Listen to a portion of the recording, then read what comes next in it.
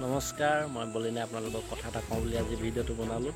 মানে মোৰ লগৰ এটা কথা তো মানে সি প্ৰথমে বিয়া পাতিলে। তাৰপিছত বিয়া পাতি তেতিয়া 16 নিশা আৰু ঘৈণীয়েকৰ লগত একেলগত বহিছে আৰু ৰাতি ঘৈণীয়েকে গাখীৰ গিলাচ আনিলে তাক দিবলৈ, তাৰপিছত খালে। তাৰপিছত সি ঘৈণীয়েকক ক'লে যে তোমাৰ কোনোবা আগত ভাল পোৱা আছিলে নি, কোৱা, একো নহয় সেনেকৈ, আজিকালিতো চবৰে থাকেই ন। তাৰপিছত তাই কৈছে নালাগে, নকওঁ সেনেকৈ। সি কৈছে একো নহয়, তুমি কোৱাচোন কৈছে। তাৰপিছত ঘৈণীয়েকে আৰু বিচনাৰ পৰা লাহেকৈ উঠি গ'ল। উঠি গৈ পিনে তাই ডয়াৰ খুলি পিনে বাকচ এটা আনিলে। তাৰপিছত বাকচটো আনি তাক দিলে আৰু। তাৰপিছত সি বাকচটো খুলি দেখিছে 7টা চাউল আৰু 20 টকা এটা আছে। তাৰপিছত তাইক কৈছে 7টা চাউল কি এইটো কৈছে।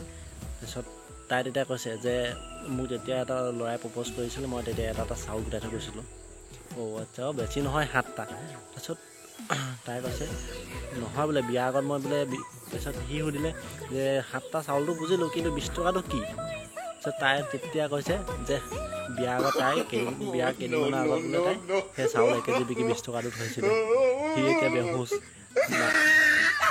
হস্পিটেলত গৈ নাৰ্ছক সোধে 1 কেজিত কিমানটা চাউল থাকে বুলি।